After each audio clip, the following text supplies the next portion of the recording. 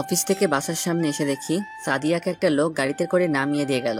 লোকটাকে দেখে মনে হচ্ছে অনেক বড় লোক, হয়তো সাদিয়ার অফিসের বস হবে। সাদিয়া অফিসে জয়েন করছে আজ 5 দিন। আমিও একটা অফিসে কাজ করি, কিন্তু বেতন তেমন ভালো না, তাই সাদিয়া অফিসে চাকরি নিতে বাধ্য হয়েছে। আমার অফিসে কোনো পদ খালি নেই, তাই সাদিয়া অন্য অফিসে চাকরি নেয়। আমার থেকে সাদিয়ার বেতন ভালো। আমরা দুজন দুজনকে ভালোবেসে বিয়ে করেছি, কিন্তু আমার আর সাদিয়ার পরিবার মেনে নেয়নি, তাই দুজনে একটা বাসায় ভাড়া থাকি।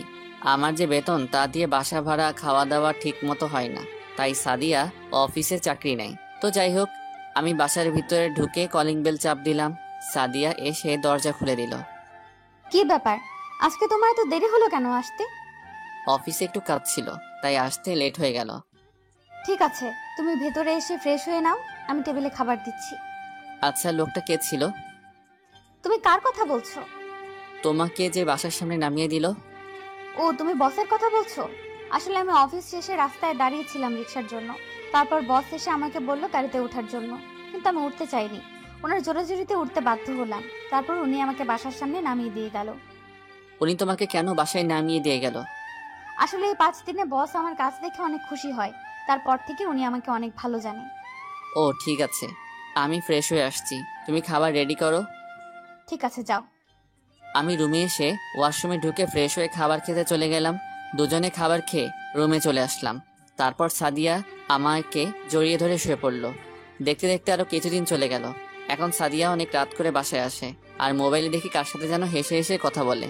এখন আমার ঠিক মতো খেয়াল রাখে না। একদিন অফিসের একটা কাজের জন্য অন্য একটা অফিসে যাচ্ছিলাম, হঠাৎ রাস্তার পাশে একটা পার্ক চোখে পড়লো। লোকটাকে দেখে চিনে ফেললাম, কিন্তু মেয়েটার চেহারা দেখতে পাচ্ছি না। আমি রিক্সা থেকে নেমে তাদের ওখানে গেলাম। আমি একটু দূরে দাঁড়িয়ে মেয়েটার চেহারা দেখতে গেলাম। তারপর ঠিকভাবে তাকিয়ে যাকে দেখলাম তার জন্য মোটেও প্রস্তুত ছিলাম না। ঠিকই ধরেছেন, সাদিয়া। তার মানে সাদিয়া অফিসের কাজ ফেলে রেখে তার বসের সাথে ঘুরে বেড়ায়। তার মানে সাদিয়া এখন আমার নেই। আমি আর দাঁড়িয়ে না থেকে রিক্সা নিয়ে যে কাজে বেরিয়েছি সেটা করে নিজের কর্মস্থলে চলে আসলাম। অফিস ছুটি হওয়ার পর একটা রিক্সা নিয়ে বাসায় চলে আসলাম। বাসায় এসে দেখি সাদিয়া এখনো বাসায় আসে নাই। আমি চাবি দিয়ে তালা খুলে ভিতরে ঢুকলাম। প্রায় 1 ঘন্টা পর বাহিরে গাড়ির হর্ন বাজলো। আমি জানালা দিয়ে বাইরে তাকিয়ে দেখি সাদিয়া তার বসের গাড়ি থেকে নামলো। সাদিয়ার হাতে দেখি অনেকগুলো শপিং ব্যাগ। বসকে বিদায় দিয়ে সে কলিং বেল চাপ দিল। আমি গিয়ে দরজা খুলে দিলাম। তুমি কখন আসলে? আগে বলো, তোমার হাতে এগুলো কি? আসলে বস আজকে আমাকে শপিং মলে নিয়ে গিয়ে এগুলো কিনে দিছে। আমি মানা করছি, তারপরেও উনি জোর করে কিনে দিছে। তাহলে তোমার হাতে এত দামি মোবাইল কোথা থেকে আসলো? তোমার হাতে তো এই মোবাইল ছিল না। এটাও আজকে উনি কিনে দিছে। আমার হাতের মোবাইলের যে অবস্থা তা দেখে বসের অনেক খারাপ লাগছে। ও, তা আজকে অফিসের সময় তুমি কোথায় ছিলে? কেন? আমি তো অফিসে ছিলাম। না, আসলে আজকে আমি তোমার অফিসের পাশ দিয়ে যাচ্ছিলাম। মনে করছি তোমার সাথে দেখা করব, পরে আর করি নাই, দেরি হয়ে যাচ্ছে তাই। আচ্ছা, তুমি কি আমাকে সন্দেহ করছো? আমি ঠিক তা বলিনি। সাদিয়া আর কোনো কথা না বলে রুমে চলে গেল। আমি ভাবতে লাগলাম, সাদিয়া এখন মিথ্যা কথা বলতে শুরু করেছে। যাকে এত বিশ্বাস করছিলাম সে এখন আমার সাথে মিথ্যা কথা বলে। রাতে দুজনে খাবার খেয়ে শুয়ে পড়লাম। হঠাৎ মাঝরাতে ঘুমটা ভেঙে গেল। পাশে দেখি সাদিয়া নেই, হয়তো ওয়াশরুমে গেছে। 30 মিনিট হয়ে গেল, সাদিয়া আসার কোনো খবর নেই। তাই আমি বিছানা থেকে উঠে ওয়াশরুমে গেলাম। দেখি সাদিয়া নেই। বেলকনি থেকে সাদিয়ার হাসা শব্দ আসছে, তাই দেখার জন্য বেলকনিতে গেলাম। গিয়ে দেখি সাদিয়া কার সাথে যেন হেসে হেসে কথা বলছে। তার মানে সাদিয়া তার বসের সাথে কথা বলছে। এমন ভাবে কথা বলছে মনে হয় প্রেমিক প্রেমিকা কথা বলছে। আমি আর দাঁড়িয়ে না থেকে রুমে এসে শুয়ে পড়লাম। প্রায় 30 মিনিট পর সাদিয়া এসে শুয়ে পড়ল। তার মানে সাদিয়া তার বসের সাথে প্রেম করছে। না, আমাকে এটা সত্যিটা জানতে হবে। আসলে কি সাদিয়া তার বসের সাথে প্রেম করছে? সকালে ঘুম থেকে উঠে আমি তো অবাক হয়ে গেলাম। দেখি সাদিয়া বিছানায় নেই। আমি মনে করছি পাকঘরে আছে, কিন্তু আমার ধারণা ভুল। সাদিয়া পাকঘরেও নেই। আবার রুমে এসে দেখি সাদিয়ার ব্যাগ, মোবাইল কিছুই নেই। তার মানে সাদিয়া অফিসে চলে গেছে। কিন্তু এত সকালে তো সাদিয়ার অফিস নেই, তাহলে গেল কোথায়? আমি আমার অফিসের বসকে ফোন দিয়ে বললাম, আজকে আমি অফিসে যেতে পারবো না। আমার বস কিছু বলে নাই। আমি ফ্রেশ হয়ে বাসা থেকে বেরিয়ে সাদিয়ার অফিসে গেলাম। কোথায় যাচ্ছেন? আসলে আমি বসের সাথে দেখা করতে আসছি। আজকে তো বস অফিসে আসবে না। বস একটা কাজের জন্য সিলেট গেছে। বস কি একা গেছে, নাকি ওনার সাথে কেউ গেছে? না, বস একা যায়নি, ওনার সাথে অফিসের কর্মচারী সাদিয়া ম্যাম গেছে। কাজ শেষ করে কখন আসবে? 2-3 দিন লেগে যেতে পারে। ও, আমি আর কোনো কথা না বলে বাসায় চলে আসলাম। সাদিয়া আমাকে একটু বললো না, তার মানে সাদিয়া টাকার কাছে বিক্রি হয়ে গেছে। আমি তো তার স্বামী, আমাকে বলার প্রয়োজন পর্যন্ত করলো না। 3 দিন পরে সাদিয়া বাসায় আসলো, এসে সোজা রুমে চলে গেল, আমার সাথে কথা পর্যন্ত বললো না। এই 3 দিন সাদিয়া আমার খোঁজ খবর নেয়নি। তুমি কাজের জন্য বাইরে যাবে, আমাকে বলে যাওনি কেন? তোমাকে বলার প্রয়োজন মনে করি না। তুমি আমার সাথে এভাবে কথা বলছো কেন? তোমার সাথে কি কথা বলবো? আমি তোমার স্বামী, আমি তোমাকে বলতে পারি। তোর মতো স্বামী থাকার চেয়ে না থাকাই ভালো। তুমি আমাকে তুই তাই করে বলছো কেন? তোর সাথে কিভাবে কথা বলবো? তোকে আমার ভালো লাগে না। তাহলে আমাকে বিয়ে করছো কেন?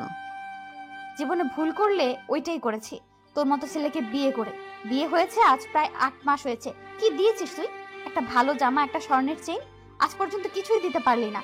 তোর থেকে আমার বস অনেক ভালো আছে, আমাকে গলার চেইন, দামি ফোন, দামি দামি জামা কাপড়, আরো কত কি দিয়েছে। তুমি তো আমাকে ভালোবেসে বিয়ে করছো, আমার টাকা পয়সা কেনা, তাহলে এখন কেন এমন করছো? আসলে তুমি চাও কি? আমি তোর কাছে ডিভোর্স চাই। আমি আর তোর সাথে থাকতে চাই না। ডিভোর্স দিলে তুমি খুশি হবে? আমি অনেক খুশি হব। আমি আমার বসকে বিয়ে করব। তার আছে টাকা পয়সা, বাড়ি গাড়ি। তোর থেকে বস অনেক ভালো। ঠিক আছে, তোমার কাছে ডিভোর্স পেপার পৌঁছে যাবে, তবে মনে রেখো আমার দরজা তোমার জন্য চিরজীবন বন্ধ থাকবে। আমার কাছে আসতে চাইলেও আমি তোমাকে আর মেনে নিব না। সেটা কোনো দিন হবে না। দেখতে দেখতে আজ 2 বছর চলে গেল। এখন আমি নিজেদের অফিস দেখাশোনা করি। আপনারা হয়তো ভাবছেন আমি নিজেদের অফিস বললাম কেন। আসলে আমার বাবা একজন বিজনেসম্যান। আমার পরিবারে আমি, মা বাবা আর একটা বড় বোন আছি। আর সাদিয়ার মা নেই, তার বাবা দ্বিতীয় বিয়ে করে এবং সাদিয়ার সৎ মা ভালো না। সাদিয়াকে জোর করে বিয়ে দিতে চাইছিল একটা খারাপ ছেলের কাছে। আমি সাদিয়াকে কলেজ লাইফ থেকে ভালোবাসি, তাই আমি সাদিয়াকে কাজী অফিসে বিয়ে করে বাসায় নিয়ে আসি। কিন্তু বাবা আমাদের মেনে নেয়নি, কারণ সাদিয়ারা ছিল গরিব। বাবা বলেছে আমি যদি সাদিয়াকে ভুলে যেতে পারি তাহলে আমাকে বাসায় থাকতে দিবে, আর না হলে বাড়ি থেকে বেরিয়ে যেতে বলছে। আমি আমার ভালোবাসাকে ছেড়ে দিতে পারবো না, তাই সাদিয়াকে নিয়ে বাসা থেকে বেরিয়ে আসি। তারপর একটা বাসা নিয়ে দুজনে থাকতে লাগলাম। আমার কাছে যা টাকা ছিল সব শেষ হয়ে গেছে, এভাবে তো আর চলবে না। তাই অনেক কষ্টে একটা অফিসে চাকরি নেই আমি। দেখতে দেখতে 2 মাস চলে যায়, কিন্তু আমার যে বেতন তা দিয়ে কোনো রকম চলে যায়। তাই সাদিয়া বলল সেও নাকি অফিসে চাকরি করবে। আমি আর না করলাম না, বাসায় একা একা বসে থেকে তারপর সে একটা অফিসে চাকরি নেয়। এরপর কি হলো আপনারা তো জানেন। সাদিয়া আমাকে ছেড়ে যাওয়ার পর আমি নিজের বাসায় চলে আসি। এসে বাবা মার পায়ে পড়ে ক্ষমা চাইছি, আমার ভুল হয়ে গেছে, আমাকে তোমরা মাফ করে দাও। তারপর বাবা মা আমাকে মাফ করে দেয়। এরপর থেকে আমি নিজেদের অফিস দেখাশোনা করি। এখন আমি প্রায় সাদিয়ার কথা ভুলেই গেছি। আজকে অফিসে কিছু পদের জন্য লোক নেওয়া হবে, সবার ইন্টারভিউ আমি নিব। তাই সকালে ঘুম থেকে উঠে ফ্রেশ হয়ে নাস্তা করে গাড়ি নিয়ে অফিসে চলে গেলাম। অফিসের ভিতরে ঢোকার সাথে সাথে সবাই দাঁড়িয়ে আমাকে সালাম দিল। আমি তাদের বসতে বলে নিজের কেবিনে চলে গেলাম। চেয়ারে বসে বসে দুলাভাই তাকে ফোন দিয়ে আমার কেবিনে আসতে বললাম। আসলে দুলাভাই আমাদের অফিসে ম্যানেজারের দায়িত্ব পালন করে। কেমন আছে শালাবাবু? কেবিনে ঢুকে একটা চেয়ার টেনে বসে, এই তো ভালো আছি। সবাই কি আসছে দুলাভাই? সবাই এসে পড়েছে। তাহলে একজন একজন করে আসতে বলো। ওকে, তুমি বসো, আমি পিয়ন চাচাকে বলে দিচ্ছি। বলে রুম থেকে বেরিয়ে গেল। তারপর একজন একজন করে আসতে লাগলো। সবার শেষে একজন মেয়ে বাকি ছিল ইন্টারভিউ নেওয়ার। আমি মাথা নিচু করে একটা ফাইল দেখতেছিলাম। হঠাৎ একটা মেয়ে বলল, may I come in sir? Yes, coming. মেয়েটা ভিতরে ঢুকলো। আমি তার চেহারা এখনো দেখি নাই। মেয়েটা আমার সামনে দাঁড়িয়ে রইল। বসুন, আর সার্টিফিকেটগুলো দেন। এই নেন স্যার। যেই না মেয়েটার দিকে তাকিয়ে সার্টিফিকেট নিব, আমি তো মেয়েটাকে দেখে মোটেও প্রস্তুত ছিলাম না। এ আর কেউ নয়, সাদিয়া। কিন্তু সাদিয়া আগের থেকে অনেক শুকিয়ে গেছে, চেহারার কি অবস্থা করছে। সাদিয়া আমাকে দেখে বলল, রাসেল তুমি? Hello miss. রাসেল না, স্যার বলবেন। Sorry sir. তা বসকে বিয়ে করে আবার চাকরির জন্য কেন আসলেন? আমি কাউকে বিয়ে করি নাই। ও, তার মানে বস তোমাকে বিয়ে করবে বলে তোমার সাথে রাত কাটিয়ে তাড়িয়ে দিছে? তুমি সব কি বলছো রাসেল? বলছি না, আমার নাম নিবেন না, শুধু স্যার বলবেন। আপনি আসতে পারেন, আপনার চাকরি হবে না। সাদিয়া চেয়ার থেকে উঠে এসে আমার পা জড়িয়ে ধরে কান্না করতে করতে বলল, স্যার এই চাকরিটা আমার খুব দরকার, তা না হলে আমায় রাস্তায় নামতে হবে। তাহলে বসকে ছেড়ে চলে আসলেন কেন? উনি আজ 1 বছর আগে মারা যায়। এরপর ওনার ব্যবসা প্রতিষ্ঠান নিলামে বিক্রি হয়ে যায়। তারপর ওখান থেকে এসে একটা বাসা ভাড়া নিয়ে থাকি। মানুষের বাসায় কাজ নিচ্ছিলাম, কিন্তু তাদের বাসার ছেলেরা আমার শরীরের দিকে তাকিয়ে থাকে, তাই বাসা বাড়ি আর কাজ করি নাই। গার্মেন্টসে চাকরি নিছি, কিন্তু কিছুদিন আগে গার্মেন্টসে আগুন লাগে। তারপর 1 মাস বসে থাকলাম, ঠিকভাবে একবেলা ভাত পর্যন্ত খেতে পারতাম না। কিছুক্ষণ থেমে আবার বলতে লাগলো, অনেক কষ্টেই দিনটা কেটেছে। একদিন পাড়ার এক ভাই বলল, তোর পড়ালেখা আছে, তুই গিয়ে অফিসে চাকরি কর। কিন্তু আমি বললাম, অফিসে তো চাকরি করতে ঘুষ লাগে, আমি তো তাদের ঘুষ দিতে পারবো না। তখন ভাইয়া বলল, এই অফিসের বস না অনেক ভালো, উনি টাকা নিয়ে চাকরি দেয় না, উনি যোগ্যতা দেখে চাকরি দেয়। তারপর আসলাম ইন্টারভিউ দিতে। এতক্ষণ সাদিয়া কথাগুলো বলতেই চোখের পানি দিয়ে পুরো শরীর ভিজে গেছে। কেমন জানি সাদিয়ার জন্য একটু মায়া হলো, কিন্তু তাকে আরো কষ্ট দিতে হবে। আমি যতটুকু কষ্ট পেয়েছি তার থেকে ওকে আরো বেশি কষ্ট পেতে হবে। আপনাকে আমি চাকরি দিতে পারি, তবে আমার কিছু শর্ত আছে। কি শর্ত বলুন, আমি আপনার সব শর্তে রাজি আছি। আমার এখানে চাকরি করতে হলে আমার কথা মতো চলতে হবে। আমি যখন যা বলবো আপনাকে তাই করতে হবে। অফিসে কারোর সাথে বসে গল্প করা যাবে না। সঠিক টাইমে অফিসে আসতে হবে। ঠিক টাইমে অফিসে আসতে না পারলে বেতন থেকে টাকা কেটে নেওয়া হবে। যদি এসব কিছু অমান্য করেন তাহলে আপনাকে 20 লক্ষ টাকা জরিমানা এবং থানায় ঢুকিয়ে দেওয়া হবে। এবার বলুন, আপনি রাজি? আমি আপনার সব শর্তে রাজি আছি। তাহলে এখানে একটা সই করুন। বলা তো যায় না কোন সময় কথা ঘুরিয়ে নেন। তারপর সাদিয়া সই করে দিল। ঠিক আছে, আপনাকে বেতন দেওয়া হবে 20,000 টাকা করে। এবার আপনি বাসায় চলে যান। কালকে ঠিক টাইমে অফিসে চলে আসবেন, আর অফিস টাইম কিন্তু 9টায়। কথাটা মনে রাখবেন। সাদিয়া মাথা নিচু করে অফিস থেকে বেরিয়ে গেল। তার মানে সাদিয়া এখনো বিয়ে করেনি। নিশ্চয়ই তার বস তাকে ভালোবাসে নাই, ভালোবেসেছে তার শরীরকে। এখন টাকা কোথায় গেল? টাকার জন্য আমাকে ছেড়ে চলে গেছো? আমি তাকে আর কখনো মেনে নিব না। যেই মেয়ে বিয়ের পরে স্বামীকে রেখে অন্য লোকের সাথে প্রেম ভালোবাসা করতে পারে, সেই মেয়েকে কখনো ভালোবাসা যায় না। হঠাৎ পিছন থেকে কে যেন জড়িয়ে ধরলো। আমি তাকিয়ে দেখি রিয়া। এই রিয়া, কি করছো? ছাড়ো, কেউ দেখে ফেলবে। এটা অফিস, কখন কে চলে আসে। তুমি আজকে সকাল আমাকে ফোন দাও নাই কেন? আসলে অফিসের কিছু পদের জন্য লোক নিয়েছিলাম, তাই তোমাকে ফোন দিতে পারি নাই। ঠিক আছে চলো, এখন তো দুপুর হয়ে গেছে, বাইরে গিয়ে দুজনে লাঞ্চ করব। ঠিক আছে চলো। তারপর দুজনে অফিস থেকে বাইরে এসে গাড়ি নিয়ে একটা রেস্টুরেন্টের সামনে গাড়ি থামালাম। গাড়ি থেকে নেমে দুজনে রেস্টুরেন্টে ঢুকলাম। দুজনে খাবার খেয়ে আবার অফিসে চলে আসলাম। রিয়া কিছুক্ষণ থেকে বাসায় চলে গেল। এবার আপনাদের বলি, রিয়া আমাকে ভালোবাসে, কিন্তু আমি তাকে ভালোবাসি না। সত্যি কথা বলতে কি, সাদিয়াকে আমি এখনো ভুলতে পারি নাই। তার জন্য প্রতিদিন রাতে কান্না করি। আজকে তাকে দেখে অনেক খুশি হয়েছি, কিন্তু আগের কথাগুলো মনে পড়তেই রাগ উঠে গেল। বাবা মা রিয়াকে পছন্দ করে রেখেছে আমার জন্য, আমি তো না করে দিছি, কিন্তু রিয়া পাগলামি শুরু করে দিছে। আমি যদি তাকে বিয়ে না করি তাহলে সে আত্মহত্যা করবে। তারপর রিয়াকে আমি বলছি তাকে আমি 6 মাস পরে বিয়ে করব। রিয়াও আমার কথায় রাজি হয়ে গেল, কিন্তু হুটহাট করে সবার সামনে জড়িয়ে ধরে। এটা আমার কাছে ভালো লাগে না। তো যাই হোক, অফিসের কাজ শেষ করে বাইরে এসে গাড়ি নিয়ে বাসায় যেতে লাগলাম। হঠাৎ রাস্তার পাশে চোখ পড়লো। দেখি সাদিয়া রাস্তার পাশে ভ্যান গাড়ি থেকে বাচ্চাদের জন্য জামা কাপড় কিনতে আসে। কিনা শেষ হলে হাঁটতে হাঁটতে কোথায় যেন যেতে লাগলো। আমি তাকে ফলো করে যেতে লাগলাম। যেতে যেতে দেখি সাদিয়া একটা বাসায় ঢুকে গেল। আমি গাড়িটা এক জায়গায় রেখে বাসার পিছন দিকে চলে গেলাম, কারণ বাসাটা ছিল একতলা। পিছন দিকে গিয়ে জানালা দিয়ে ভিতরে তাকিয়ে আমি মোটেও প্রস্তুত ছিলাম না। জানালা দিয়ে তাকিয়ে দেখি সাদিয়া একটা বাচ্চা ছেলেকে বুকের দুধ খাওয়াচ্ছে। তার মানে সাদিয়া অন্য একটা বিয়ে করছে, নাকি তার বসের সাথে অবৈধ সম্পর্ক করার পর বাচ্চা হয়েছে। হতেও পারে যে মেয়ে আমার সাথে মিথ্যা কথা বলতে পারে, সেই মেয়ে এসব করবে না, তার কি প্রমাণ আছে? আমি আর না তাকিয়ে গাড়ি নিয়ে বাসায় চলে আসলাম। কলিং বেল চাপ দেওয়ার পর আম্মু এসে দরজা খুলে দিল। কিরে, এতক্ষণ কোথায় ছিলি? তোর দুলাভাই বললো তুই নাকি অনেকক্ষণ আগে অফিস থেকে বেরিয়েছিস। একটু বন্ধুদের সাথে দেখা করতে গেছি, অনেকদিন হলো তাদের সাথে আড্ডা দেই না, তাই গেলাম। ঠিক আছে, রুমে গিয়ে ফ্রেশ হয়ে আয়, আমি টেবিলে খাবার দিচ্ছি। ঠিক আছে আম্মু বলে নিজের রুমে চলে আসলাম। এসে ফ্রেশ হয়ে সবার সাথে খাবার খেয়ে রুমে চলে আসলাম। পরের দিন সকালে ঘুম থেকে উঠে ফ্রেশ হয়ে নাস্তা করে গাড়ি নিয়ে অফিসে চলে গেলাম। অফিসের ভিতরে ঢুকে দেখি সাদিয়া চলে এসেছে। তাকে দেখে মনে হচ্ছে অনেক দৌড় দিয়ে অফিসে এসেছে। কারণ তার পুরো শরীর ঘামে ভিজে গেছে। আমি আমার কেবিনে আসার সময় সাদিয়াকে বললাম আমার কেবিনে আসার জন্য। কিছুক্ষণ পর সাদিয়া অনুমতি নিয়ে কেবিনে আসলো। মিস সাদিয়া, দাঁড়িয়ে কেন, বসুন। না স্যার, আমি এভাবেই ঠিক আছি। আমি বলছি না বসার জন্য? জি স্যার। তা বাচ্চার বাবা কি তোমার বস নাকি অন্য কেউ? আপনি জানলেন কিভাবে আমার বাচ্চার কথা? জেনেছি একভাবে। আমি যেটা বলছি সেটার উত্তর দেন। ওর বাবা নেই, আমার নিজের দোষে তার বাবা আমাকে ছেড়ে চলে যায়। কেন চলে যায় তা কি জানতে পারি? সেটা আমি বলতে পারবো না। আমি আর কোনো কথা না বলে দুলাভাইকে ফোন দিয়ে আমার কেবিনে আসতে বললাম। কিছুক্ষণ পর দুলাভাই আসলো। বলো শালাবাবু, কেন রেখেছো? দুলাভাই, মিস সাদিয়াকে তার কেবিনটা দেখিয়ে দেন। আর এই নিন মিস সাদিয়া, দুটো ফাইল। এগুলো আজকে অফিস ছুটি হওয়ার আগে রেডি করে দিবেন। কিন্তু শালুল। কি হলো মিস সাদিয়া, আমার কথা আপনি শুনতে পান নাই? জি স্যার, শুনতে পেয়েছি।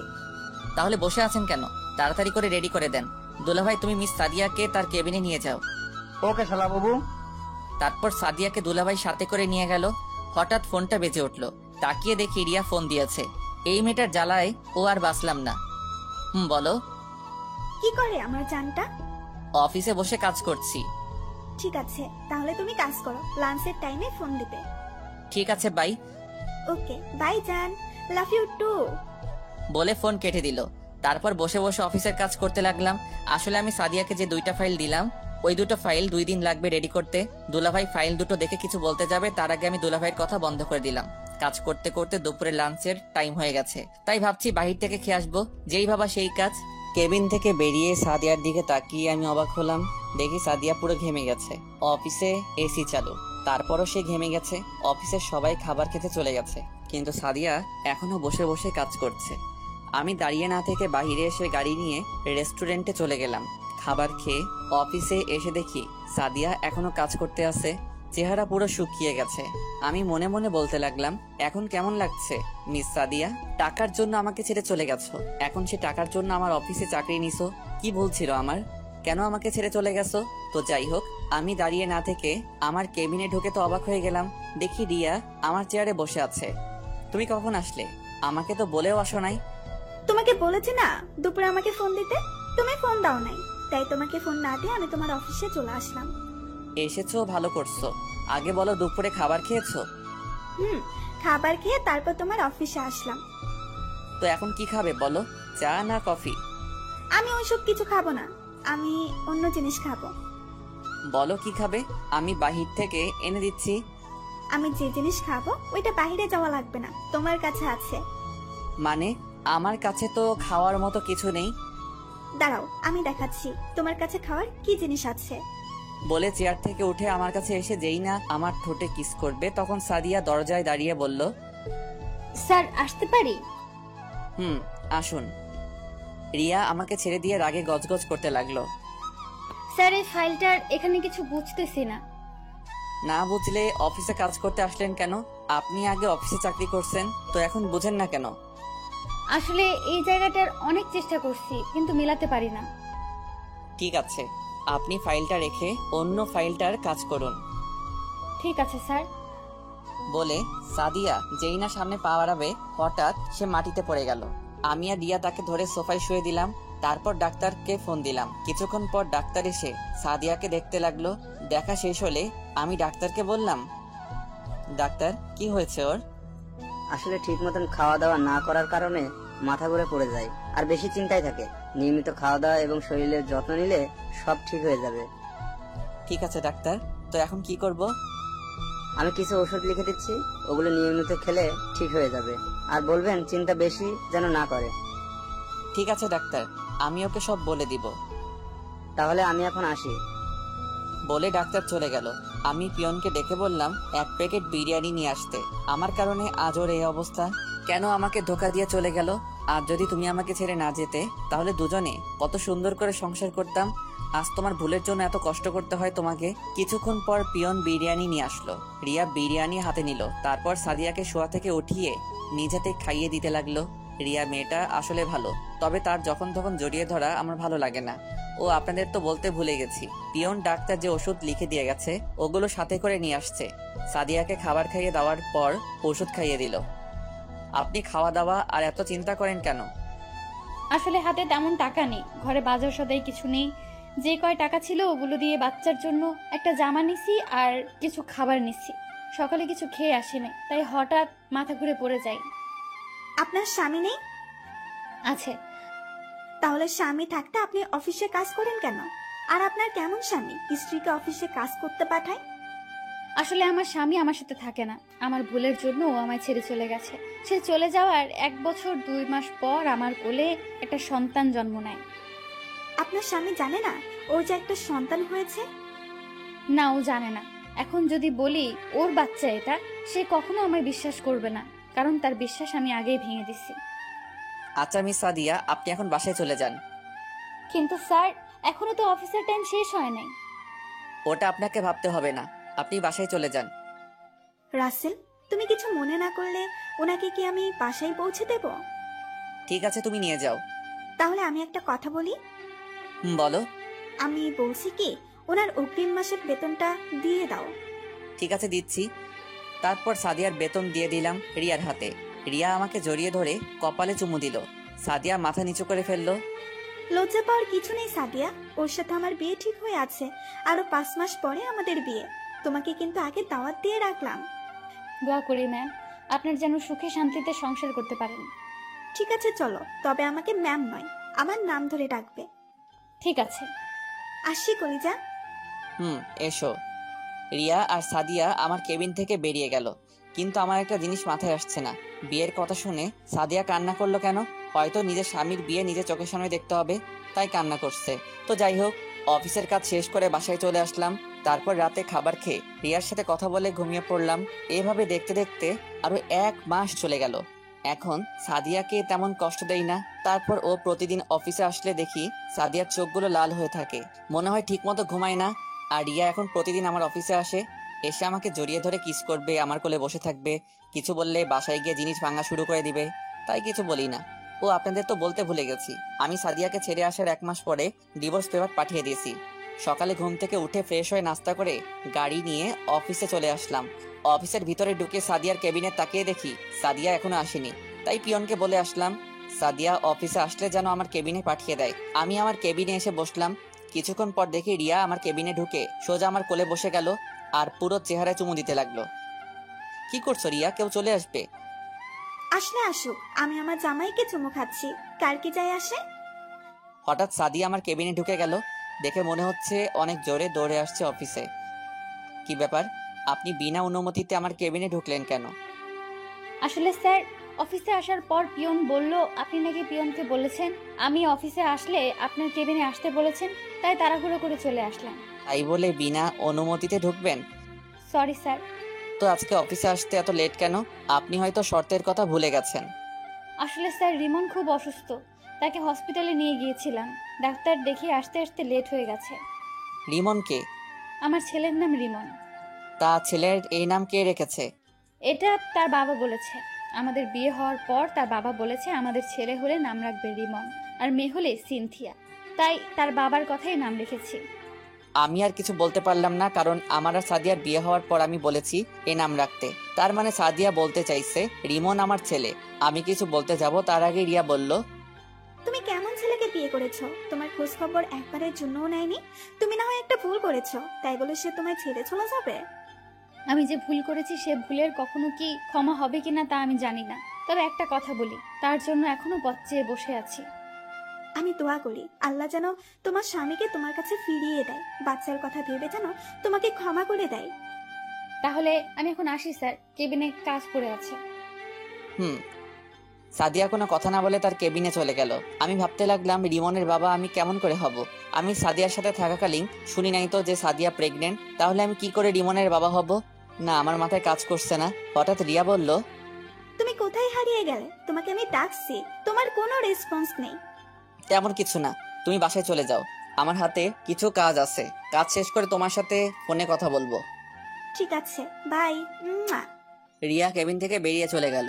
আমি বসে বসে কাজ করতে লাগলাম, কিন্তু কাজে মন বসাতে পারছি না। তাই অফিস থেকে বেরিয়ে এসে গাড়ি নিয়ে একটা পার্কে চলে আসলাম।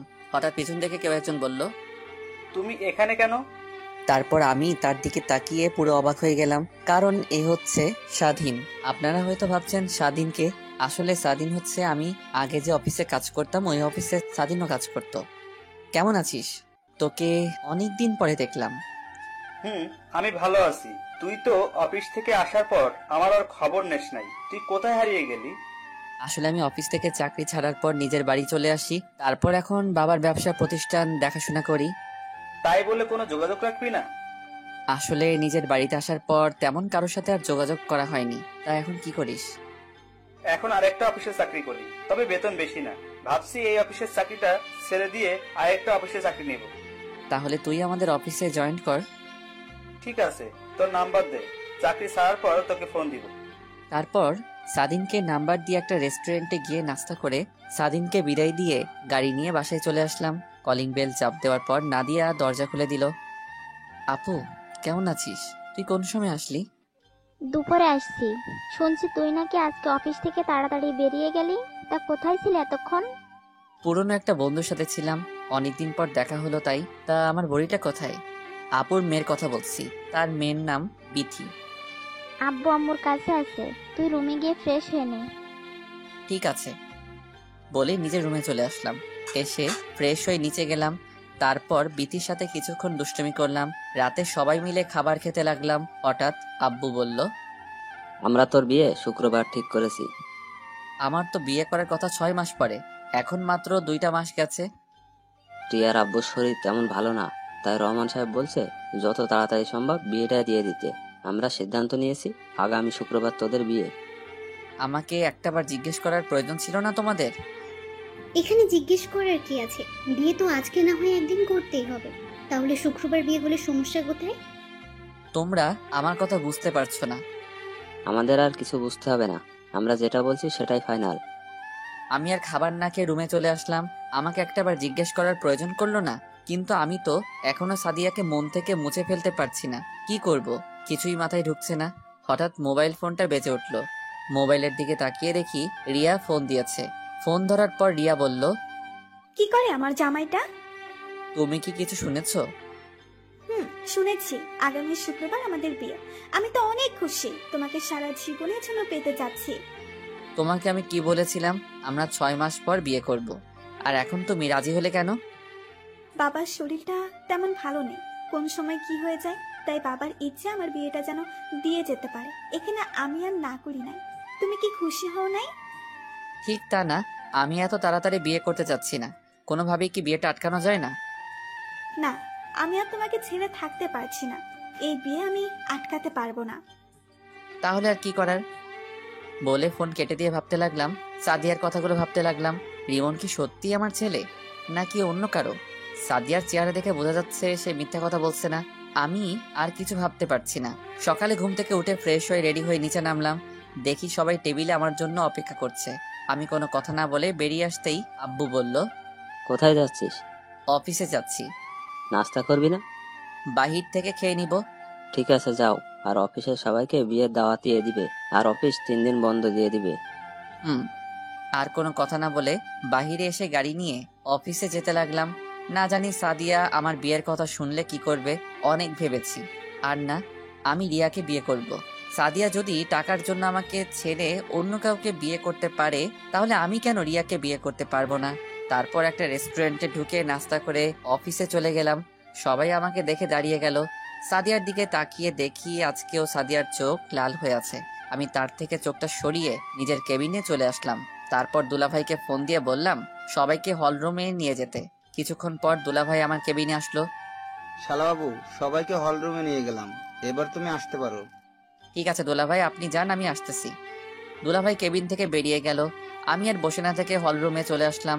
তারপর সবার উদ্দেশ্যে বলতে লাগলাম, আপনারা হয়তো ভাবছেন আপনাদের সবাইকে কেন হলরুমে নিয়ে আসলাম। জি স্যার, বলুন কেন ডেকেছেন? আসলে আগামী শুক্রবার আমার বিয়ে, তাই বিয়ে উপলক্ষে 3 দিন অফিস বন্ধ থাকবে। আর সবাইকে আমার বিয়ের দাওয়াত রইল। সবাই আমাদের বাসায় চলে আসবেন।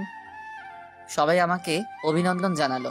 সাদিয়ার দিকে তাকিয়ে দেখি মাথা নিচু করে আছে, হয়তো কান্না করছে। সবাই বেরিয়ে গেল। আমি সাদিয়াকে বললাম, মিস সাদিয়া, আপনি কিন্তু অবশ্যই আসবেন, আর রিয়াকে বউ সাজানোর দায়িত্ব কিন্তু আপনার। ঠিক আছে স্যার, আমি চেষ্টা করব যাওয়ার জন্য। চেষ্টা না, আপনাকে আসতে হবে। ঠিক আছে স্যার। বলে দৌড়ে হলরুম থেকে বেরিয়ে গেল। অনেক কষ্ট হচ্ছে তাই না? তুমিও আমাকে ছেড়ে চলে যাওয়ার পর আমারও অনেক কষ্ট হয়েছে। এখন কেন কষ্ট পাচ্ছ? টাকাওয়ালা দেখে চলে গেছো, এখন সে টাকার জন্য নিজের স্বামীর অফিসে চাকরি করছো। তোমাকে তো আমি মন থেকে ভালোবেসেছি, তাহলে কেন আমাকে ছেড়ে চলে গেলে? হলরুম থেকে বেরিয়ে নিজের কেবিনে চলে গেলাম। আসার সময় দেখলাম সাদিয়া মাথা নিচু করে বসে আছে। দেখতে দেখতে একদিন চলে গেল। আজ আমার গায়ে হলুদ। মার্কেট থেকে কিছু কেনাকাটা করে বাসার ভিতরে ঢুকতেই দারোয়ান আমাকে ডাক দিল। আমি গাড়ি পার্কিং করে দারোয়ান চাচার কাছে আসলাম। কেন ডেকেছো চাচা? রাসেল বাবাজি, একটা মেয়ে এসে খামটা তোমাকে দিতে বলল। তুমি মেয়েটাকে চিনতে পেরেছো? নামটাম কিছু জিজ্ঞাসা করছো? না বাবা, আমি এসব কিছু জিজ্ঞেস করতেই পারিনি, তার আগেই মেয়েটা চলে গেল। আচ্ছা ঠিক আছে, আমি রুমে গেলাম বলে বাসার ভিতরে চলে আসলাম। তখন আম্মু বলল, কিরে কোথায় গিয়েছিলি? আম্মু কিছু মার্কেট করতে গিয়েছিলাম। ঠিক আছে, ফ্রেশ হয়ে রেডি হয়ে আয়, কখন মেহেদি লাগাবো? সবাই তোর জন্য বসে আছে। ঠিক আছে আম্মু, আমি রেডি হয়ে আসতেছি বলে নিজের রুমে চলে আসলাম। রুমে এসে মার্কেটগুলো আর খামটা বিছানায় রাখলাম। তারপর ওয়াশরুমে ঢুকে ফ্রেশ হয়ে রেডি হতে লাগলাম। হঠাৎ খামটার দিকে চোখ পড়লো। ওপর দিয়ে কিছুই লেখা নেই, কেন জানি মন বলছে খামটা খুলে দেখতে। তাই বিছানায় বসে খামটা খুলে দেখি একটা চিঠি। তারপর আমি চিঠিটা পড়তে লাগলাম। প্রিয় স্বামী, হয়তো ভাবছো তোমাকে স্বামী বললাম কেন, কারণ তুমি এখনো আমার স্বামী। কারণ আমি তোমার ডিভোর্স পেপারে সাইন করি নাই। তোমাকে আজ সব সত্যি কথা খুলে বলছি। সামনাসামনি বললে হয়তো তুমি আমাকে বিশ্বাস করতে না, তাই চিঠি লিখে দিলাম। আমি যখন অফিসে চাকরিতে ঢুকি তার কিছুদিন পর আমি হঠাৎ অফিসে মাথা ঘুরে পড়ে যাই। তখন অফিসের বস, যাকে তুমি খারাপ বলছো, আমি বলি ওনার মতো ভালো মানুষ হয় না। ওই দিন মাথা ঘুরে পড়ে যাওয়ার সময় বস তার গাড়িতে করে হসপিটালে নিয়ে আসে। তারপর আমাকে কিছু পরীক্ষা করে। পরীক্ষা করার পর ডাক্তার বলল 7 দিন পরে আসতে। তখন বলতে পারবে আমার কি হয়েছে। ওই হসপিটাল থেকে বেরিয়ে বসের গাড়ি করে বাসায় আসার সময় একটা পার্কের পাশে রাস্তায় গাড়ি নষ্ট হয়ে যায়। তখন গাড়িটা ঠিক করতে দেয় রাস্তার পাশের ওয়ার্কশপে। তারপর বস আর আমি কিছুক্ষণ বসে থাকি পার্কের ভেতরে। গাড়ি ঠিক করার পর গাড়ি নিয়ে বস একটা শপিং মলে চলে যায়। তারপর জোর করে আমাকে মার্কেট করে দেয়, সাথে একটা মোবাইল। তুমি হয়তো ভাবছো বস এগুলো আমাকে কেন দিল। আসলে বস আমার কাজ দেখে এগুলো আমাকে দিয়েছে। তারপর 7 দিন পর যখন বস সহ হসপিটালে গিয়ে রিপোর্ট আনতে যাই, তখন ডাক্তার আমাকে কিছু বলছে না, শুধু মাথা নিচু করে আছে। তারপর জোরাজোরি করতে লাগলাম। তারপর ডাক্তার যেটা বললো সেটা শোনার জন্য মোটেও প্রস্তুত ছিলাম না। ডাক্তার বলল আমার মাথায় নাকি একটা টিউমার হয়েছে, আর টিউমারটা এমন জায়গায় হয়েছে এটা নাকি অপারেশন করতে পারবে না। আমি আর দুনিয়ার সামান্য দিনের অতিথি, আর আমি কখনো মা হতে পারবো না। এটা শুনে আমি অনেকটা ভেঙে পড়লাম। তারপর ডিসিশন নিলাম তোমার সাথে আমি খারাপ হয়ে যাব, তাই আমি তোমার খেয়াল রাখা ছেড়ে দিলাম। মাঝরাতে মোবাইল কানে নিয়ে এমনি হেসে হেসে কথা বলতাম, যাতে তুমি আমাকে সন্দেহ করো। সেদিন রাতে বস ফোন দিয়ে বলল সিলেটে নাকি বিদেশ থেকে ডাক্তার এসেছে, সকালে ভোরে ভোরে রওনা দিবে। একবার ওনাকে দেখাই, দেখি উনি কি বলে। আমি না করেছিলাম। তারপর ওনার জোরাজোরিতে সকালে ঘুম থেকে তোমাকে না বলেই বসের সাথে সিলেটে চলে গেলাম। সিলেটে গিয়ে বিদেশ থেকে আসার ডাক্তারের কাছে দেখালাম। উনি আমাকে দেখে বলল আমার অপারেশন করতে পারবে, তবে বাঁচার সম্ভাবনা 10%। তারপর বস বলল অপারেশন করবে। তারপর ডাক্তার 7 দিন পর যেতে বলল। এরপর ঢাকায় এসে তোমার সাথে ওই কথাগুলো বলি, আমি অপারেশন করলে আমি বাঁচবো না, তাই তুমি যেন আমাকে ভুল বুঝে চলে যাও এবং নতুন জীবন শুরু করো। এই কারণে তোমার কাছে আমি খারাপ হয়েছি। সত্যিটা বললে তুমি আমার জন্য চিন্তা করতে, আমি তা চাই না। এর কয়েকদিন পর আবার সিলেটে চলে গেলাম। আমার অপারেশন হইতে সব খরচ বস চালিয়েছে। সিলেটে যাওয়ার 5 দিন পর আমার অপারেশন করে। আল্লাহর রহমতে আমার 2 দিন পর জ্ঞান ফিরে আসে। সেদিন আমি বেঁচে যাই। আমার সুস্থ হতে প্রায় 2 মাস লেগে গেছে। তারপর ঢাকায় এসে তোমাকে অনেক খুঁজেছি, কিন্তু তোমাকে পাইনি। তোমার বাসায় যেতে চেয়েছিলাম, কিন্তু পরে মনে পড়লো তোমার বাবা তো আমার কারণে তোমাকে ঘর থেকে বের করে দিয়েছে, তাই তোমার ভালোর জন্য আর তোমার বাসায় যাইনি। এখন তুমি বলবে তাহলে বাচ্চা কোথা থেকে আসলো? আসলে এই বাচ্চা আমার না, আমি তোমার কাছে মিথ্যা বলেছি। এই বাচ্চার বাবা হচ্ছে আমার অফিসের বস। বসের স্ত্রী রিমনকে জন্ম দিয়ে মারা যায়। তারপর সে বাচ্চা আমি লালন পালন করি। তার কিছুদিন পরেই বস মারা যায়। আসলে বস তার বউকে অনেক ভালোবাসতো। তার বউয়ের চিন্তায় সেও স্ট্রোক করে মারা যায়। তারপর আমি রিমনকে লালন পালন করি। একটা খালার বাসায় থেকে অনেক জায়গায় চাকরি ইন্টারভিউ দিছি, কিন্তু কোথাও চাকরি হয় নাই। তারপর খালার সাথে বাসায় বাড়িতে কাজ নেই। তারপর কি হলো তুমি তো জানো। তারপর যখন অফিসে ইন্টারভিউ দিতে যাই, তখন তোমাকে দেখতে পাবো আমি কল্পনাও করতে পারিনি। মন চাইছে তোমাকে জড়িয়ে ধরি, কিন্তু অতীতের কথা মনে পড়েই আর ধরি নাই।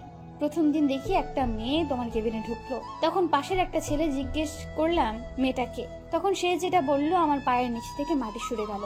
ও বলেছে তোমার আর রিয়ার বিয়ে ঠিক হয়ে আছে। আমি মনে করেছি তোমাকে যখন পেয়েছি তাহলে আবার আপন করে নেব, সব সত্যি বলে দেব। কিন্তু যতবার তোমার কাছে যাব ততবার রিয়া অফিসে চলে আসে। এর কিছুদিন পর যখন তুমি বললে তোমার বিয়ে, আমি তখন কি করব ভেবে পাচ্ছি না। তখন সিদ্ধান্ত নিলাম আমি আর এখানে থাকবো না, অনেক দূরে রিমনকে নিয়ে চলে যাব। আমি নিজের চোখে তোমার বিয়ে দেখতে পারবো না, তাই অনেক দূরে চলে গেলাম। আমাকে খুঁজেও পাবে না। তুমি রিয়াকে নিয়ে সংসার করো। আমি দোয়া করি আল্লাহ যেন তোমাদের দুজনকে সারা জীবন একসাথে রাখে। ইতি তোমার হতভাগা স্ত্রী। আমি পুরো পরে চোখের পানি ফেলতে ফেলতে জামা কাপড় ভিজিয়ে ফেলেছি। এ আমি কি করলাম? একটা নির্দোষ মেয়েকে খারাপ বললাম? আমি কি করে পারলাম এমনটা করতে? আমি কোনোরকম চোখের পানি মুছে একটা জামা গায়ে দিয়ে বাসা থেকে বেরিয়ে গাড়ি নিয়ে সাদিয়া যেখানে থাকতো সেই বাসায় গেলাম। কিন্তু গিয়ে দেখি বাসায় তালা মারা।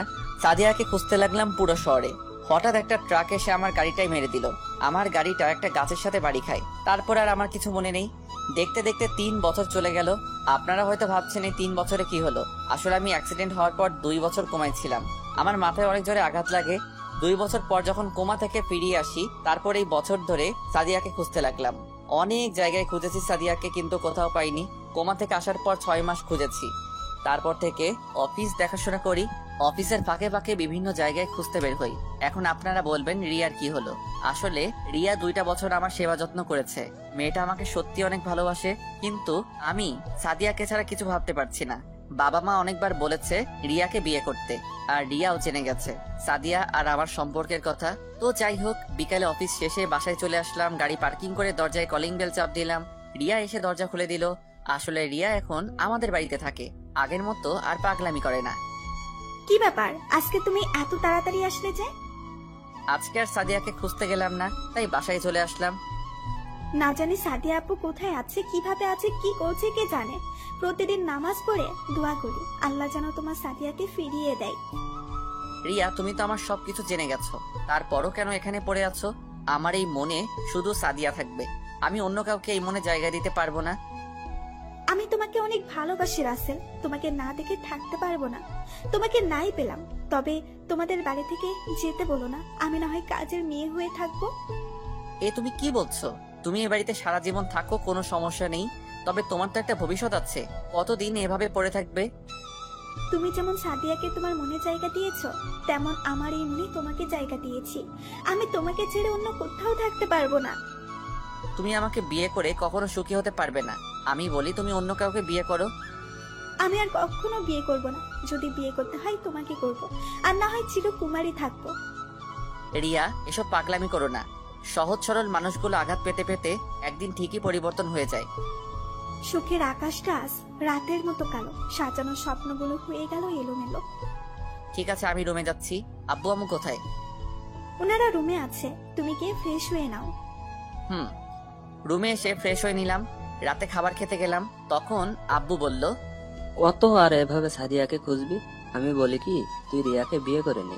আজ 3টা বছর কেটে গেছে, এখনো সাদিয়াকে পাস নাই। তুই বাবা আর না করিস না। মেয়েটা তোর জন্য 3টে বছর অনেক কষ্ট করেছে, আমাদের অনেক খেয়াল রেখেছে। তুই রাজি হয়ে যা বাবা। ঠিক আছে, আমাকে কিছুদিন সময় দাও, আমি ভেবেচিন্তে বলছি। বলে খাবার খেয়ে রুমে চলে আসলাম। এভাবে দেখতে দেখতে আরো 10 দিন চলে গেল। হঠাৎ অফিসের একটা কাজের জন্য সিলেটে যেতে হবে, যশোর যেতে হবে। যশোরের কথা শুনে আমার একটা কথা মনে পড়ে গেল। সাদিয়া বলেছে তার এক বান্ধবী যশোর থাকে। সাদিয়ার ইচ্ছে ছিল তার বান্ধবীর সাথে দেখা করার, কিন্তু কাজের চাপের কারণে আর যাওয়া হয়নি। কিন্তু আমি তার বান্ধবীকে কখনো দেখিনি, তাহলে কিভাবে চিনবো? দেখি কাজের ফাঁকে খুঁজে পাওয়া যায় কিনা। না পেলে কি আর করার, রিয়াকে বিয়ে করতে হবে। তো সকালে রেডি হয়ে বাসার সবাইকে বলে গাড়ি নিয়ে বের হয়ে গেলাম। প্রায় 5-6 ঘন্টা পর যশোর এসে পৌঁছালাম। একটা হোটেলে উঠলাম। রুমে এসে ফ্রেশ হয়ে দুপুরের খাবারের জন্য বাইরে গেলাম। হোটেলেও খাওয়া যায়, অর্ডার দিলে রুমে দিয়ে যায়, কিন্তু বাইরে যাচ্ছি সাদিয়াকে খোঁজার জন্য। একটা রেস্টুরেন্টে ঢুকে খাবার খেয়ে বাইরে আসলাম। গাড়ি নিয়ে বের হলাম না, বাইরে এসে দেখি একটা পার্ক দেখা যায়, তাই পার্কে চলে গেলাম। চারপাশে দেখতে লাগলাম কত কাপল জোড়া হয়ে বসে আছে। হঠাৎ একটা বাচ্চা ছেলের দিকে চোখ পড়লো। দেখি বাচ্চাটা অনেক সুন্দর, কি সুন্দর একা একা খেলা করছে। ছেলেটাকে দেখে বোঝা যায় 4 বছরের বাচ্চা, তাই দাঁড়িয়ে না থেকে তার কাছে গেলাম। তোমার নাম কি বাবু? আমি বাবু না, আমি কত বড় হয়ে গেছি। ও মা, তাই? তা তোমার নাম কি? জাহিদ হাসান রিমন। নামটা শুনে কেমন বুকটা কেঁপে উঠলো। রিমন নাম তো সাদিয়ার বসের ছেলের নাম ছিল, তাহলে কি সেই রিমন? তখন আমি তাকে আবার বললাম, তা তুমি কার সাথে এসেছো? আমার ফুপির সাথে। কোথায় তোমার ফুপি? ফুপি আমার জন্য আইসক্রিম আনতে গেছে। ও, তোমার আম্মু কোথায়? ও অফিসে গেছে। হঠাৎ পিছন থেকে একটা মেয়ে বলল, এই নাও রিমন তোমার আইসক্রিম। ফুপি তুমি এসেছো, দাও আমার আইসক্রিম। মেয়েটা রিমনকে আইসক্রিম দিল। আমাকে দেখে বলল, আপনি কে? আপনাকে তো ঠিক চিনতে পারলাম না। জি আমি রাসেল, আমি ঢাকা থেকে এসেছি। এখানে একটা অফিসে কিছু কাজ ছিল, তাই আসা আর কি। ও, আমি মিম, বর্তমানে একটা অফিসে কাজ করি, আর আমার স্বামী অন্য একটা অফিসে চাকরি করে। আজকে শরীরটা ভাল লাগছে না, তাই অফিসে যাইনি। রিমন বাহানা ধরলো সে একটু বাইরে ঘুরতে যাবে, তাই তাকে নিয়ে পার্কে আসলাম। আচ্ছা, রিমনের বাবা কোথায়? ও তো বলল ওর মা অফিসে চাকরি করে, তাহলে বাবা কোথায়? ওর বাবা থেকেও নেই। মানে? আমি এখন কিছু বলতে পারবো না, আমার বাসায় যেতে হবে। রিমনের মা আর আমার স্বামী অফিস থেকে আসার সময় হয়ে গেছে, আপনাকে অন্য এক সময় বলবো। আর কোনো কথা না বলে মিমে রিমনকে নিয়ে চলে গেল। আমার কেমন জানি মনে হচ্ছে এই সেই রিমন। আর কিছু না ভেবে হোটেলে চলে আসলাম। পরের দিন সকালে ঘুম থেকে উঠে ফ্রেশ হয়ে বাইরে এসে গাড়ি নিয়ে যে অফিসে কাজের জন্য আসলাম সে অফিসে চলে গেলাম। অফিসের ভিতরে ঢুকে পিয়নকে বললাম, বসের কেবিন কোনটা? পিয়ন আমাকে বসের কেবিন দেখিয়ে দিল। আমি বসের কেবিনের সামনে গিয়ে দাঁড়ালাম আর বললাম, আসতে পারি ভিতরে? আরে রাসেল সাহেব যে, আসুন। আমার কত বড় সৌভাগ্য আপনার মতো একজন বিজনেসম্যানের সাথে কাজ করব। আপনি আমার থেকে বড়, সো আমাকে আপনি না করে তুমি করে বললে খুশি হব। ওকে ঠিক আছে, তা বলো চা না কফি কোনটা? চা হলে চলবে। তারপর তিনি পিয়নকে ডাক দিলেন, 2টা চা নিয়ে আসতে বললেন। কিছুক্ষণ পর পিয়ন চা দিয়ে গেল। দুজনে চা খেতে খেতে কাজের সম্বন্ধে কথা বললাম। সবকিছু ঠিক করে কেবিন বাইরে আসতেই ঠাস একটা মেয়ের সাথে ধাক্কা খেয়ে পড়ে গেলাম। আমি তাড়াতাড়ি উঠে গেলাম। মেয়েটাও উঠিয়ে শাড়ি ঠিক করতে লাগলো। এখনো মেয়েটার চেহারা দেখি নাই, কারণ মেকআপ পরে আছে। সরি, আমি খেয়াল করি নাই। মেয়েটা আমার দিকে তাকিয়ে আছে। চোখের দিকে তাকিয়ে দেখি চোখ দিয়ে পানি পড়ছে। আমার কেমন যেন চেনা চেনা লাগছে। আমি আবার বললাম, আপনি কান্না করছেন কেন? চোখে কি যেন পড়েছে। ওর কণ্ঠ কেমন যেন চেনা চেনা লাগছে। ও আচ্ছা, আপনি অফিসে মেকআপ পরে থাকেন সব সময়? আমার এই চেহারা শুধু আমার স্বামী ছাড়া আর কেউ দেখতে পারবে না। আপনার স্বামী কোথায়? আর আপনার নাম কি? আমার মৃত্যু। আমার স্বামী আরেকটা বিয়ে করছে, সে আমার সাথে থাকে না। আপনি? আমি রাসেল, একটা কাজের জন্য এই অফিসে আসা।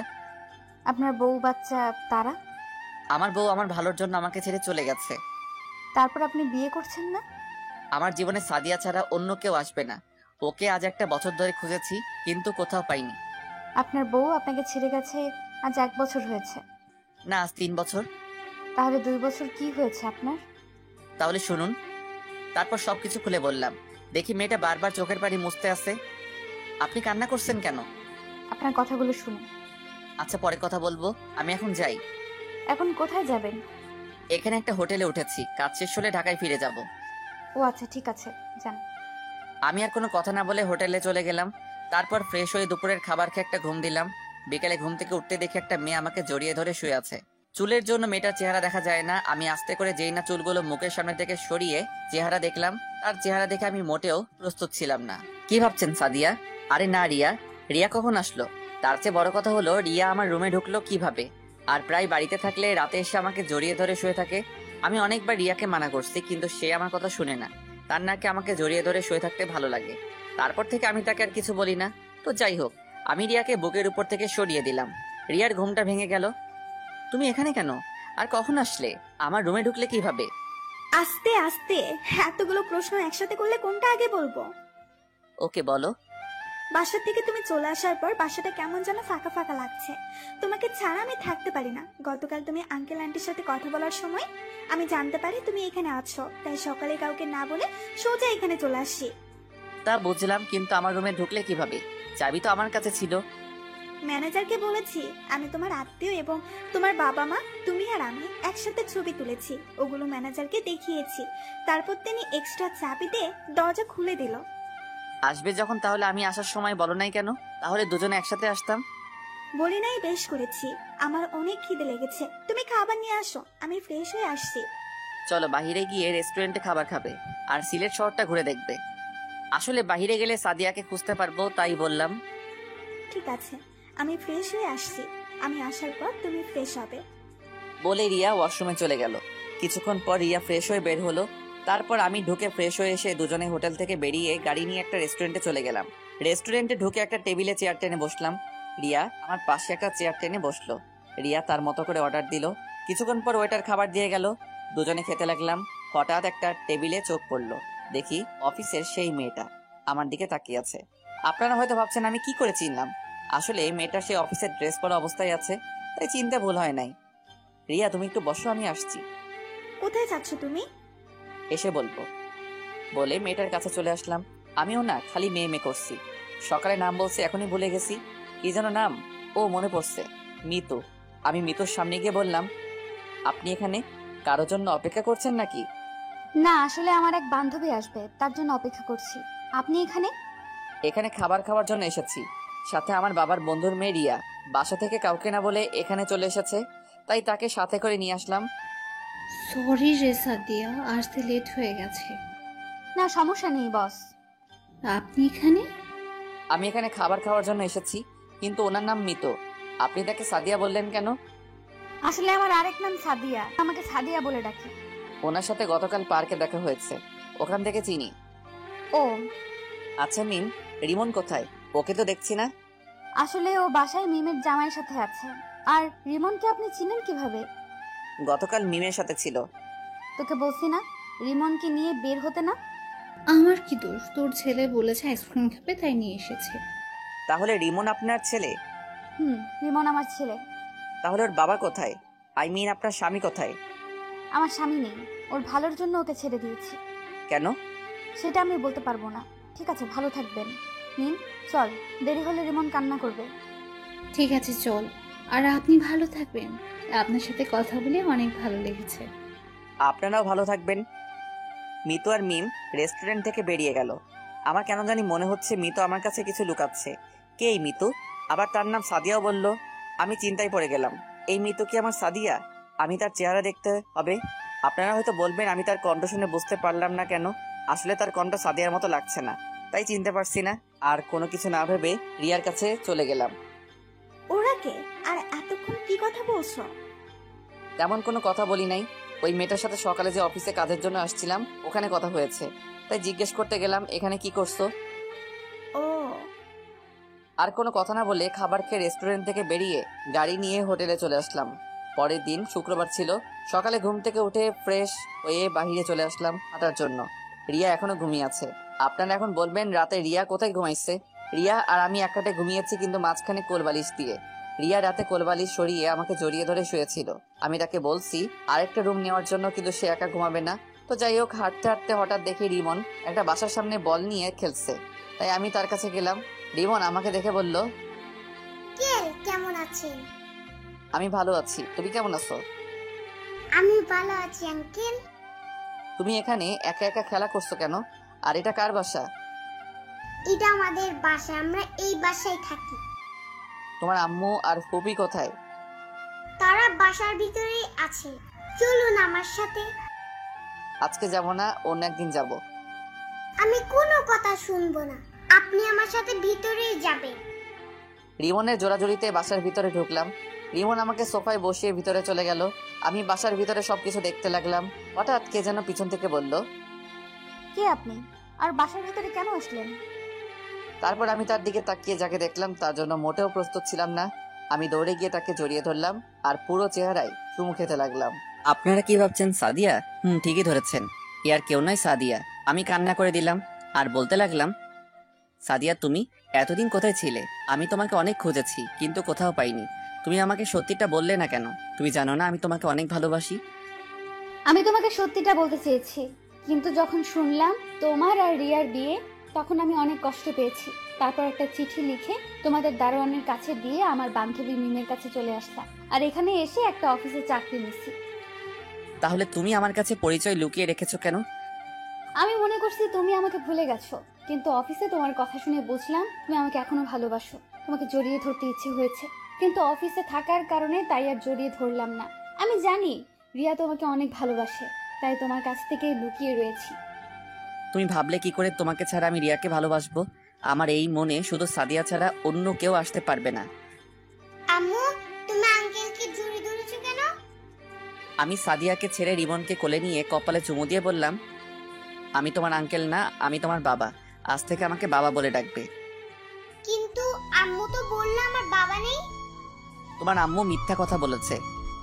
তুমি এখান থেকে চলে যাও, তুমি রিয়াকে বিয়ে করো, দেখবে তুমি অনেক সুখী হবে। মেয়েটা তোমার জন্য অনেক কষ্ট করেছে। বউ থাকতে আমি অন্য কাউকে বিয়ে করব, এটা তুমি ভাবলে কি করে? আমি কাউকে বিয়ে করতে পারবো না। আমি তোমাকে নিয়ে আবার সংসার শুরু করব। কিন্তু তোমার বাবা মা আমাকে আর রিমনকে কখনো মেনে নেবে না। সেটা নিয়ে তোমাকে ভাবতে হবে না। আমি তোমাকে আর রিমনকে নিয়ে আজই বাসায় চলে যাব। কিন্তু আর কোনো কিন্তু নয়, যাও সবকিছু গুছিয়ে নিয়ে আসো। সাদিয়া আর কোনো কথা না বলে রুমে চলে গেল। তারপর সাদিয়া আর রিমনকে নিয়ে হোটেলে চলে আসলাম।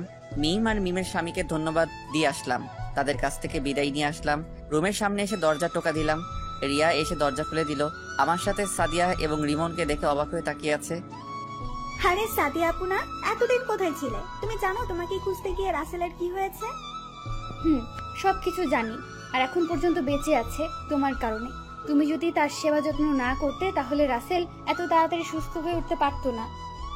আমি আমার কর্তব্য পালন করছি। বাইরে কেন, ভিতরে আসো। আর ওকে, ও আমার ছেলে রিমন। তুমি যাও, সবকিছু গুছিয়ে নাও, আমরা আজকে বাসায় চলে যাব। ঠিক আছে। বলে রিয়া সবকিছু গোছাতে লাগলো। কিন্তু রিয়ার চোখে পানি দেখতে পেলাম। হয়তো আমি সাদিয়াকে ফিরে পেয়েছি এই জন্য, নাকি অন্য কিছু, এখন এসব নিয়ে ভাবা যাবে না। তারপর সবাই গাড়িতে এসে বসলো। রিয়া পিছনের সিটে বসলো আর সাদিয়া আমার সাথে সামনের সিটে বসলো রিমনকে নিয়ে। 5-6 ঘন্টা পর ঢাকায় এসে পৌঁছে গেলাম। বাসার ভিতরে ঢুকে গাড়ি পার্কিং করে সবাই বেরিয়ে দরজার সামনে এসে দাঁড়িয়ে কলিং বেলটা চাপ দিলাম। সাদিয়া আর রিমন আমার পিছনে ছিল। আম্মু এসে দরজা খুলে দিল। আমাদের দেখে আম্মু বলল, কি রে, তোরা হঠাৎ না বলে চলে আসলি যে? আম্মু, আমি আমার স্ত্রীকে খুঁজে পেয়েছি। কোথায় তোর স্ত্রী? আমি সামনের থেকে সরে গেলাম। সাদিয়া আম্মুকে সালাম করতে গেলে আম্মু তাকে জড়িয়ে ধরে আর কান্না করে দেয়। এতদিন কোথায় ছিলি মা? আমার ছেলেটা তোকে খুঁজতে কি কত যে কষ্ট পেয়েছে, তুই কি জানিস? আমার ভুল হয়ে গেছে মা, আমি আর কখনো ওকে ছেড়ে যাব না। আমাকে তুমি ক্ষমা করে দাও। মায়ের কাছে ক্ষমা চাইতে হবে না, আমি তোকে অনেক আগেই মাফ করে দিয়েছি। আজ আমাদের জন্য এত কিছু হয়েছে, তখন তোদের যদি মেনে নিতাম তাহলে এই দিন দেখতে হতো না। তুই আমাকে ক্ষমা করে দিস মা। ছি ছি আম্মু, এই আপনি কি বলছেন? মেয়ের কাছে আম্মু কখনো ক্ষমা চায় না। তোমাদের প্রতি আমার কোনো রাগ অভিমান নেই। আচ্ছা ঠিক আছে, তা ছেলেটা কি? রিমনকে দেখে বলল, আম্মু, ও আমাদের ছেলে রিমন। সাদিয়া আমার দিকে অবাক চোখে তাকিয়ে আছে। কি, আমার দাদু ভাইকে রেখে আমি এতক্ষণ তোদের সাথে কথা বলছি? দে দাদু ভাইকে আমার কোলে দে। আমি রিমনকে আম্মুর কোলে দিলাম। তারপর সবাই বাসার ভিতরে ঢুকলাম। আম্মু আব্বু কোথায়? তোর আব্বু রিয়ার বাবার সাথে কথা বলতে গেছে। কেন? তোর আর রিয়ার বিয়ের ব্যাপারে। কিন্তু তুই তো এখন সাদিয়াকে পেয়ে গেছিস, তাহলে তোর বাবাকে ফোন দিয়ে চলে আসতে বল। ফোন করতে হবে না, রিয়ার সাথে রাসেলের বিয়ে হবে। সাদিয়া, তুমি কি পাগল হয়ে গেছো? তুমি থাকতে আমি রিয়াকে কেন বিয়ে করব? কারণ রিয়া তোমাকে ভালোবাসে। আমি আর রিয়া মিলে তোমার সাথে সংসার করব। প্লিজ তুমি না করো না। বৌমা, তুমি কি বলছো? আমি ঠিকই বলছি আম্মু। রিয়া না থাকলে রাসেল এত তাড়াতাড়ি সুস্থ হয়ে উঠতো না। রিয়া সব সময় রাসেলের সাথে ছিল। আমি চাই দুজনে সব সময় রাসেলের সাথে থাকতে। কিন্তু তোমার শ্বশুর কি রাজি হবে? আমরা সবাই মিলে বললে রাজি হবে। প্লিজ আম্মু, তুমিও রাজি হয়ে যাও। ঠিক আছে, আমি রাজি। তোমার যা মন চাই করো। ঠিক আছে আম্মু। আর রিয়া, তুমি পারবে না আমার সাথে থেকে সংসার করতে? রিয়া কোনো কথা না বলে সাদিয়াকে জড়িয়ে ধরে কান্না করে দিল। আমি পারবো আপু। এই তো লক্ষ্মী মেয়ে। আরো কিছুক্ষণ কথা বলে আমি আর সাদিয়া নিজের রুমে চলে আসলাম। রিমনকে আম্মু সাথে করে নিয়ে গেল। তারপর ফ্রেশ হয়ে খাবার খেয়ে রুমে চলে আসলাম। সন্ধ্যায় আব্বু বাসায় আসলো। কিছুক্ষণ পর আম্মু এসে ডেকে গেছে। আমি আর সাদিয়া একসাথে নিচে আব্বুর সামনে গেলাম। সাদিয়া আব্বুর পা ধরে সালাম করলো। সাদিয়া মা, তুমি আমাকে ক্ষমা করে দিও, আমার জন্য আজ তোমাদের এই অবস্থা হয়েছে। এ কি বলছেন আব্বু? বাবা হয়ে কখনো মেয়ের কাছে ক্ষমা চাইতে হয় না। ঠিক আছে মা, কিন্তু তুমি তোমার শাশুড়িকে বলছো, এটা কি ঠিক হবে? বাইরের মানুষ কি বলবে? তাদের কথায় আমাদের কিচ্ছু আসে যায় না। আপনি সব কিছু ঠিক করেন। আমি রিয়াকে সাথে নিয়ে রাসেলের সাথে সংসার করতে রাজি আছি। ঠিক আছে মা, তাহলে আগামীকাল ছোট অনুষ্ঠান করে তোমাদের বিয়ে দিব। ঠিক আছে আব্বু, আপনি যা মনে করেন। দেখতে দেখতে আমাদের বিয়ে হয়ে গেল। রিয়ার পরিবার প্রথমে একটু অপ্রস্তুত ছিল, কিন্তু রিয়ার চোখের পানি দেখে আর না করতে পারে নাই। সাদিয়াকে আবার বিয়ে করলাম। দুই বউ রুমে বসে আছে। আমি রুমে ঢুকে দরজা লাগিয়েছিলাম। বাহ বাহ, দুই বউ খাটের উপর ঘোমটা দিয়ে বসে আছে। রিমন আব্বু আম্মুর সাথে ঘুমিয়ে পড়েছে। আমাকে দেখে দুই বউ খাট থেকে নেমে আমার পা ধরে সালাম করলো। আমি দুজনকে জড়িয়ে ধরলাম। তারপর দুই বউ আর আমি উজু করে এসে 2 রাকাত নফল নামাজ আদায় করলাম। সাদিয়া আর রিয়া খাটে গিয়ে বসলো, আমিও খাটে গিয়ে বসলাম। আগে সাদিয়ার ঘোমটা তুললাম। সাদিয়াকে অনেক সুন্দর লাগছে। এবার রিয়ার ঘোমটা তুললাম। বাহ, যেন একটা পরী। আমি তাদের দুজনের দিকে তাকিয়ে দেখতে লাগলাম। সাদিয়া আর রিয়া যেটা করলো তার জন্য মোটেও প্রস্তুত ছিলাম না। দুজনে আমাকে খাটে ফেলে দিয়ে পুরো শরীরে কিস করতে লাগলো। ভাই, জীবনে বাচ্চা থাকলে দুজনকে কখনো বিয়ে করবেন না। এভাবে কি খালি তাকিয়ে থাকবে? বাসর করবে না? তোমরা দুজন একসাথে আমার যে অবস্থা করলে, আমার বাসর করা মিটে গেছে। তোমরা আমাকে ছেড়ে দাও। তুমি বললে তো আর হবে না, আমাদের একটা বাংলাদেশ টিম লাগবে। তাহলে তো আমাকে অনেক পরিশ্রম করতে হবে। করতে হলে করবে। ঠিক বলছো, এখন আমাদের আদর করো। আমি পারবো না, আমি এখন ঘুমাবো। এটা বললে তো আর হবে না, তোমার কাজ শুরু করে দাও। তারপর আর কি, দুজনকে খাটে ফেলে দিয়ে আমার কাজ শুরু করে দিলাম। আরে ভাই, আর সামনে দেখতে হবে না, বিয়ে করে দেখে নিবেন আমি কি করছি। সকালে ঘুম থেকে উঠে দেখি দুজনে আমাকে জড়িয়ে ধরে শুয়ে আছে। দুজনকে দেখতে একদম পরীর মতো লাগছে। হঠাৎ রিয়ার পেটের উপর দেখে কিছু নেই। আমি রিয়ার পেটের উপর হাত বোলাতে লাগলাম। রিয়া কেঁপে উঠলো। রিয়া আমাকে আরো শক্ত করে জড়িয়ে ধরলো। রিয়া জড়িয়ে ধরার সাথে সাথে সাদিয়াও আমাকে জড়িয়ে ধরলো। হাই হাই, আমি কি করব? তাই সকালবেলা আরেকবার করে ফেললাম। কি করলাম তা আমি বলতে পারবো না, আমার শরম করে। আমি কিন্তু গল্পে লজ্জা হতে পারি, কিন্তু বাস্তবে অনেক ভালো ছেলে। আমার সাথে প্রেম করতে পারো, কিন্তু আমি করব না। সকালে একসাথে 3 জনে ওয়াশরুমে ঢুকে ফ্রেশ হয়ে নিচে গেলাম। দেখি আব্বু আম্মু নিজ হাতে নাস্তা খাইয়ে দিচ্ছে। সাদিয়া গিয়ে রিমনকে কোলে নিয়ে কপালে চুমু দিল। আম্মু, তুমি আমাকে রাতে তোমার কাছে নিলে না কেন? জানো না আমি তোমাকে ছাড়া ঘুমাতে পারি না। তুমি তোমার দাদা দাদির রুমে ঘুমিয়ে গেছো, তাই তোমাকে আর নিয়ে যাইনি বাবা। ঠিক আছে, এখন থেকে আমাকে তোমার সাথে ঘুমাতে নিয়ে যাবে। ঠিক আছে বাবা, এখন থেকে তুমি তোমার আম্মুর সাথে ঘুমাবে। এভাবে দেখতে দেখতে 2 বছর চলে গেল। আমি এখন অফিস দেখাশোনা করতে ব্যস্ত থাকি, আর সাদিয়া আমার সাথে অফিস দেখাশোনা করে। রিয়া বাসায় মা বাবা আর রিমনের খেয়াল রাখে, আর রিয়া এখন প্রেগনেন্ট। অফিসে বসে কাজ করতে আসি, হঠাৎ আম্মু ফোন দিল। হ্যালো আম্মু, বলো। তুই আর সাথিয়া এক্ষুনি হাসপাতালে চলে আয়, রিয়ার ব্যথা উঠেছে, তাই তোর বাবা আর আমি রিয়াকে হাসপাতালে নিয়ে এসেছি। ঠিক আছে আম্মু, আমি আর সাদিয়া এখনই আসতেছি। ফোনটা কেটে সাদিয়াকে কল দিয়ে বললাম আমার কেবিনে আসতে। কিছুক্ষণ পর সাদিয়া আমার কেবিনে আসলো। বলো, কেন ডেকেছো? আমাদের এখন হাসপাতালে যেতে হবে। কেন, কার কি হয়েছে? রিয়ার ব্যথা উঠেছে, তাকে নিয়ে আব্বু আম্মু হাসপাতালে নিয়ে গেছে। ঠিক আছে চলো। তারপর দুলাভাইকে সব বুঝিয়ে দিয়ে আমি আর সাদিয়া অফিস থেকে বেরিয়ে গাড়ি নিয়ে হাসপাতালে চলে গেলাম। ভিতরে ঢুকে দেখি আম্মু আব্বু বাহিরে দাঁড়িয়ে আছে, আর সাথে রিমনও আছে। কি হয়েছে আম্মু, রিয়া কোথায়? ডাক্তার রিয়াকে ভেতরে নিয়ে গেছে, এখনো বের হয়নি ডাক্তার। কিন্তু রিয়া তো ডেলিভারি ডেট আরো দেরি আছে, এত তাড়াতাড়ি ব্যথা ওঠার কারণ কি? আসলে রিয়া সকালে সিঁড়ি দিয়ে নামতে গিয়ে পড়ে গেছে, পড়ে অনেক ব্যথা পায়, তাই আমি অ্যাম্বুলেন্স ফোন দিয়ে নিয়ে আসি, তারপর তাকে হাসপাতালে নিয়ে আসি। কিন্তু রিয়া উপর থেকে কেন নিচে নামতে গেল? তাকে দেখাশোনা করতে তো বাসায় লোক ছিল। সেটা তো আমি বলতে পারবো না। হঠাৎ ডাক্তার কেবিন থেকে বেরিয়ে আসলো। ডাক্তার, রিয়ার এখন কি অবস্থা? দেখুন, আমরা অনেক চেষ্টা করছি, কিন্তু কিন্তু কি ডাক্তার? আমরা অনেক চেষ্টা করতেছি। আপনার স্ত্রীর আগে একটা কিডনি নষ্ট ছিল, এখন দ্বিতীয় যেটা ছিল সেটা দিয়ে এতদিন বেঁচে ছিল। আমাদের পক্ষে আপনার স্ত্রীকে বাঁচানো সম্ভব না, আমরা আপনার মেয়েকে বাঁচাতে সম্ভব হয়েছি। কিন্তু রিয়া তো আমাদের কিছু বলে নাই। সেটা আমি বলতে পারবো না। আপনারা সাদিয়াকে দুজনকে রিয়া ভিতরে যেতে বললো। আমি আর দাঁড়িয়ে না থেকে ভিতরে চলে গেলাম।